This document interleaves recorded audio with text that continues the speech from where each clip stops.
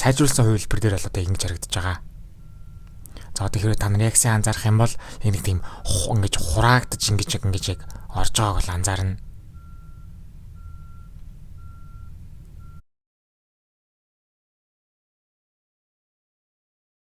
iOS 26 Developer Beta 6 гарсан байна. За тэгээд Beta 5 суудсан байхад 3 дахь үеийн iPhone SE дээр үйлдэл системийн хэмжээ нь 276 GB-тайгаар бол орж ирсэн байна. За тэгээд ер нь үйлдэл систем апдейт гэдэг энэ меню рүү орсон ч энэ дээр setting гэсний зураг гарсан. Тэгээд уул нь бол одоо iOS 26-гийн зураг гарч ирэх хэвээр ягаад гарч ирэхгүй байсан ч гэдэг би хэд хэдэн удаа яг iOS 26-гийн зурагтайг нь харагдуулах гэдэг ядсан. Тэгээд ерөөсө харагдуулж бол чадаагүй. За тэгээд тэр жаахав.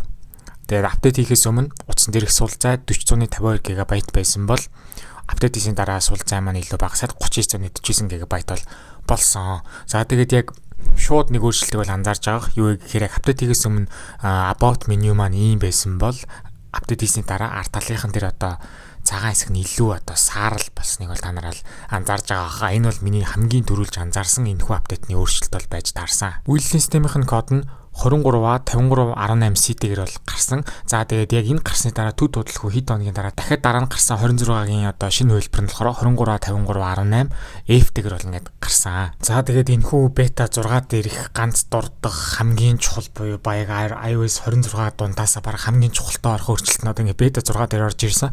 Application руу орох юм бол шинэ анимашнтай бол болсон. Ер нь бол одоо яг миний гарт ашиглаж байгаа нь болохоор 2 дахь сайжруулсан хувилбарын бета 6.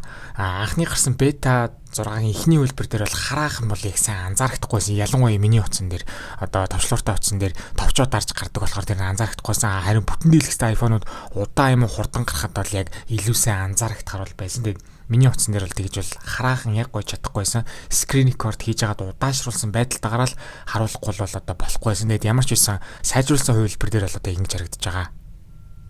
За тэгэхээр та нар яг сайн анзаарах юм бол нэг тийм ингэж хураагдаж ингэж яг орж байгааг бол анзаарна. За ингэж энэ дээр л аюул сайн анзаарагдаж байгаа. Миний бичлэг хийсэн дээр нь болохоор дараа анзаарж байгаа.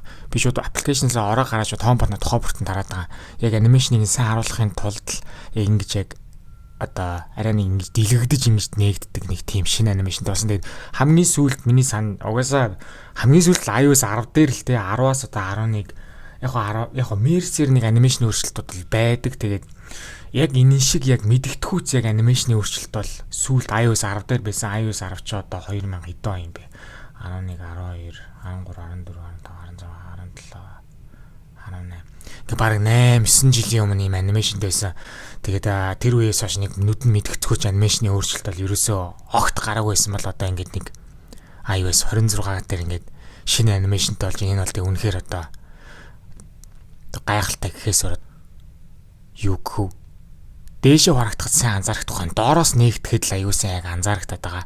Тэгээд энэ бол үнэхээр чухал өөрчлөлт шүү. Тэгээд одоо сайжруулсан хувилбарын 2 дахь хувилбар бета 6-гийн 2 дахь хувилбар дээр ялангуяа миний утсан дээр илүү сайн анзаарагдаж байгаа. Бүтэн дэлгэц iPhone-ууд дээр гарахад бол илүү сайн анзаарагданаа. За энэхүү бета 6 дээр яг 2 дахь дурдах хэвээр хамгийн чухал өөрчлөлт нь болохоор шинэ дуудлагын аюуттай болсон байгаа. Settings руу ороо, sounds руу ороо, ringtone руу орох юм бол та нар дээр одоо reflection дээр нь одоо илүү олон сонголтууд бол гарч ирнэ.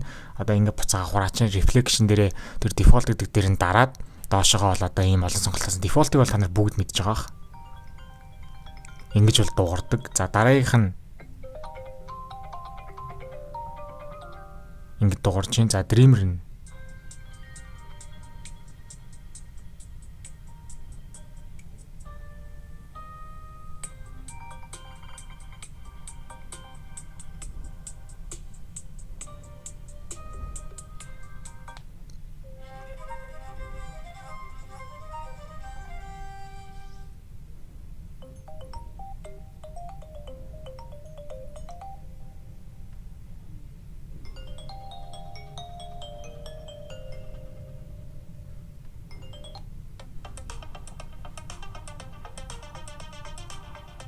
энэ жоохон сүртэй юм.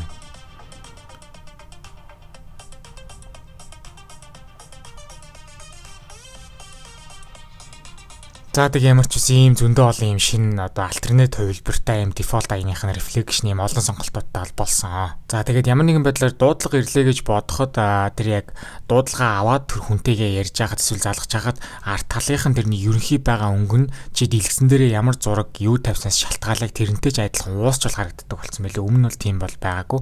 Тэгээд бета 6 дээр нэг тийм анзаарсан. Дараагийн бас анзаарсан шинэ зүйл нь юу вэ гэхээр кодо буруу хийх одоо эсвэл одоо юу гэдэг чинь буруу хуруу уншуулах эсвэл буруу царай таниулах гэж оролдох юм бол гарч ирж байгаа меню маань бол одоо шинэ анимашн тавсны бүгд мэдж байгаа. Тэрэн дээрээ давхар юу гэхээр бета 6 дээр ерөнхий ямар зураг тавьсан чинь арталтаа ингээд бүрэлдэхгүйгээр үлддэг болсон байгаа. Одоо та нар харж байгаарай. Ингээд арт талд нь зураг нь бол одоо ингээд тэр чигээрээ бол харагдаж байгааг анзаарч байгаа. Өмнө нь бол арт талынх нь ерөнхий зураг бол дандаа ингээд жоохон бүрэлддэг байсан. Одоо бол тийм юм байхгүй. Яг энэ зураг нь яг хэвээрээ үлдээд тэгээд анимашнтэйгээр ингэж бол гарч ирдэг болсон. Үйлдвэрлэлийн систем болгон дээр benchmark оноог нь бол яриад явж байгаа. За CPU-с хэвд single core score нь 2166, multi core score нь 5679 авсан бол GPU-с тэр 18227 аваад ер нь бол 3 дахь үе iPhone SE-ийн дундаж авдаг оноог бол мэдээж хэрэг авч бол дандаа бол чадаад байгаа. Намайг үздэг хүмүүстээ зориулж Discord server бол нээсэн. Тэгснээрээ та нар хоорондоо юм бичих боломжтой болсон байгаа. Тэгээ би биентэйгээ гоё нээлттэй бол харилцаж байгаарай. Тэгээд Discord маань нэгтгэхийг хүсвэл description хэсэг дээр линкийг нь тавьсан байгаа. 8 сар дуусахад 2-7 хоног үлдсэн байна. За энэ сүүлийн 2-7 хоногт Developer Beta 7, Developer Beta 8 яг 7-7 хоногийн зайтай гараад за тэгээд 9-р сарын эхний 7 хоногт iOS 26.0 release candidate 1 гараад за тэгээд 9-р сарын 2-р 7 хоногт ер нь бол iOS 26-гийн үндсэн аль биесний олон нийт засагдах хувилбар бол гарна гэж бол миний зүгээс бол одоо таамаглаж байна. Магадгүй iOS 26.0 Developer Beta 9 гарахыг үгүйсэхгүй бас iOS 26.0 release candidate 2 гарахыг үгүйсэхгүй.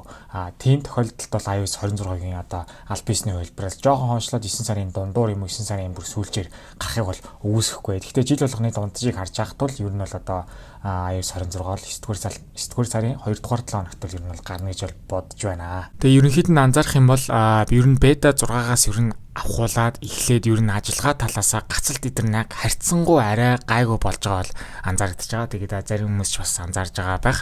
Тэгээд яалтчгүй Beta 6-аас ажиллагаа талаасаа бол харьцангуй бол одоо бас ч их нэг учиртай бол болж байгаа.